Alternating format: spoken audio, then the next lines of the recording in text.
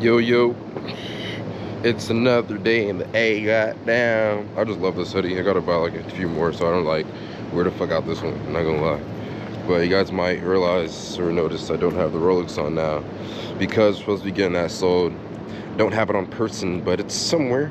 I'm negotiating some shit, trying to see what happens. So we are here at the Metal Arts Guild. If you can tell, we are on these jewelry shit now. As you see, I no longer have the Rolex. We have sold it for some cash, so now I need to buy some fucking tools, because this is step one. Buy fucking tools. Buy shit you need and buy tools to make jewelry. So we're gonna go inside and might let you guys meet Dallas, but we're gonna do a little bit of shopping on this jewelry shit, and I'm gonna show y'all how this shit go. Working there, and the jeweler that was there, he was just like, you know what, use like the same minimal tools to do every job. Like, yes, you can like get a lot of other like high-tech things to like convenience wise, but I'm like, I get the concept, but I'd rather like spend, you know what I mean, get a little less. Yeah. So what are these? So what we've got here, I've got a good quality cutter, because on cutters I'm less likely to skimp than on pliers. Oh yeah, cutters. The steel cutters. The steel makes all the difference in the world. Yeah, with the cutters. These are Lindstrom, really good quality. Oh yeah, I've been vlogging, man, documenting my journey. You got it. So, and then these are Pakistani, and what you've got here is you've got a round nose, you've got a chain nose, you've got a half round for like ring forming, and then you've got a bent chain nose that gets used a lot for like prongs and things like that. So these are just kind of staples. Correct. This is a nice, it's German made, but it's never inexpensive. Used those. This is, you know, in case you could use this, or you could use a rawhide, but the rawhide would be a bit more expensive. I have a rawhide right now. Okay, then you're golden. Yeah, I've never used that ever. These are nice because the smaller face lets you sometimes when you need to hit a little more accurately. Oh shit, it's $90 for a rawhide, and I have like this other one. No, that's not a rawhide. This is very unusual. This is a paper mallet, and it's made for like antique restoration. Okay. When you need the ultimate in non-marring, and yeah, it looks like a rawhide. That's what I thought it was at first. I was about to say the one I have is bigger, is like this. Yeah. This is American made. These are still 3150. Yeah. Good quality rawhide mallets. These are way different from the Stellar ones.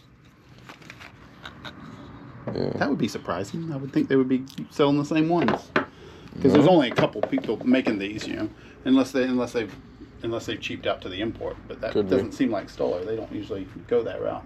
Okay, so these are everything for pliers. What else? Oh yeah, a saw. Yeah, not this though.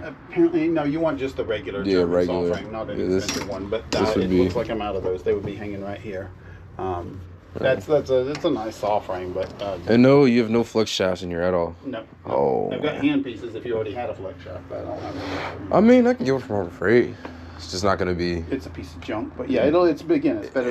It's better than not having one. Yeah. So what hand pieces do you have here? Because I know. Well, and I wouldn't necessarily. If you get the Harbor Freight, will come with a hand piece. Yeah, but I'm not into like I quick change. I'm not. So now I gotta unscrew it. Now I gotta put this one in. Now I gotta screw it back, and it's like. The problem you're gonna run into is usually the American hand pieces won't quite fit onto the Chinese flex shaft. The fittings aren't quite right. So if you're keeping the cost low, I just stick with the. I've been able to use some of the hand pieces from Stellar on the one I had bought from Harbor Freight at one point. I have it. I just really need a foot pedal. I need the foot pedal. I need a hand piece, but I have like a motor. Oh really? Okay. Well, I don't have a quick change though. What I've got is the number 30 hand piece. Which the advantage to the number 30 is it holds all the sizes. With quick change, you've got to make sure that everything you're buying is 3/32. Right. I've ran into that problem before. So that's that. Actually, let me go.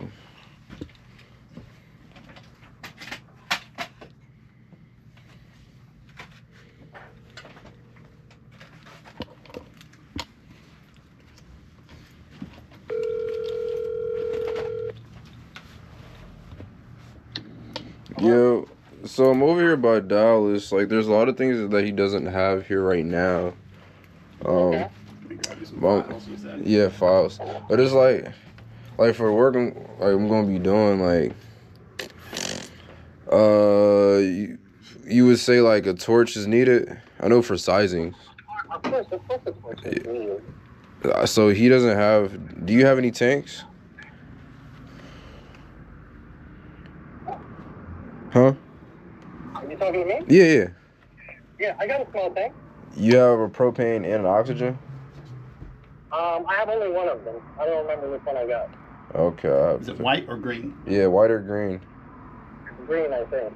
Okay, so you got the oxygen. Yeah, You can get the propane anywhere. Yeah, propane. Do you have a regular? So I might have to just like get some regulators off Stellar. Yeah, or yeah. I like for jewelry purposes. I like Smith brand regulators. They're a little easier to fine tune than some of the others because the others tend to come out of the welding industry instead of being more specifically geared towards jewelry. Okay.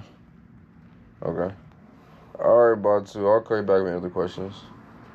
Okay. All right. And Dallas, tell Dallas I said hello. Hey, Batu. Good to hear from you, buddy. Hi, Dallas. Good to hear from you. Hey. All right. I'll talk to you guys. Okay, call me. All right. All right. Bye-bye. Yeah. So you're working with Batu in Israel? No. He has a like a space in America's Mart. Okay. So I guess we'll just be like partner with him, like fixing, setting, whatever the case may be, because he's who we casting with. Because he spent like a lot of money on like getting like an automatic investor. You just put in and it just mixes it for you and flask and shit. And then also the he was here looking at the polishing machine. Yeah, I have a buffer. I don't have like one of these. This is nice. How much something like this run? I knew those are about 3,600. That one's 2,000. Oh my god, that's expensive. Yeah. Well, but it's like, man. I mean, I guess that's what it's worth spending. You know what I mean? But I just have one. Nice. It's got a 2-speed motor, so if you're doing silver, having that lower speed on silver can be advantageous. The only place when I was working in Orlando, once again, this is what we had over there. So I just had the two sides instead of 2 different motors at Jared. You know what I mean? Just. So you worked at Jared? Yeah, I worked at Jared when I first moved to Atlanta. Yeah. That was like. That's a thankless place to work.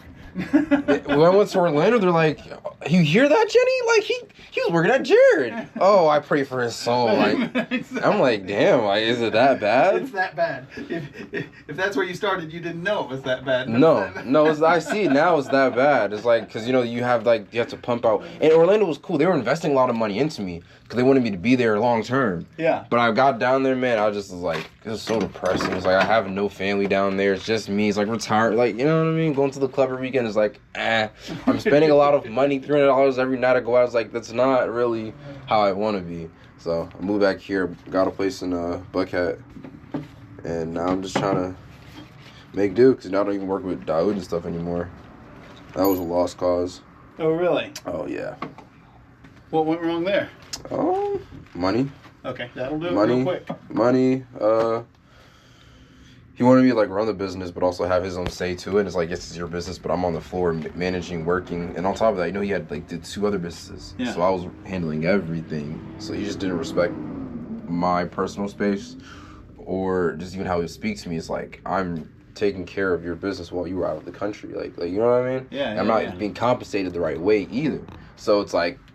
That's a shame. And just like, it was cool I enjoyed it. I was bitter at first, because I left. It was like bad blood. I left, but I was bitter. I was like, but then I started thinking, like, I learned quite a bit, maturing, learned quite a bit. So I can't hate too much. I just know, like, a lot of mistakes that I won't make that I've seen him make. Yeah. Or I've made because of his direction. It's like, I know that I won't, do that now. So that's why my mother's been telling me to buy tools since I first moved to Atlanta. I just was like, no, I don't need to. Anywhere I work that place now. I've been around a little bit. I've been around quite a bit. I've been around a lot of places, and this is something. Even when I was gonna go work for IDC, the vice president's like, "Hey, do you have your own tools?" I'm like, "No." She's like, "You're a jeweler." I'm like, "I everywhere I worked had tools provided for me." So, yeah. But it was cool. Like they invested. Like they bought me fucking ball vices and like the red chuck, like really expensive, brand new chair. Like I made like everything $4,000 worth of stuff, and I just left. I don't know, it's bad, but I couldn't stay down there. I couldn't bring myself to stay down there at all. So, no. Orlando wasn't working for you. No, unfortunately not. So, we're going to take these. As I do have a rawhide, I have to find it. I don't have one of mine. What the fuck is this? Ma, thank you for music. Oh yeah, more money. I don't have a iron. Steel hammer. I have one, but it broke. It was like one like curves for like the direction of your hand too. Yeah. I have one. You but have a Jason hammer. Yeah, I broke it, and I was gonna I glued it back at one point, and then it's just like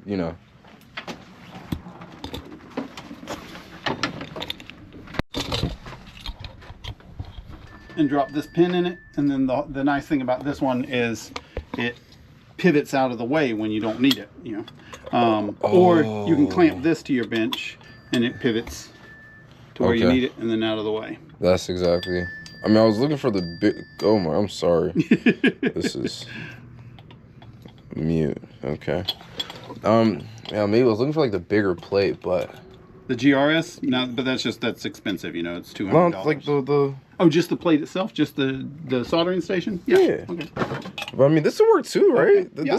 This will work. I'm trying for repair. I'm trying to think like, what would I?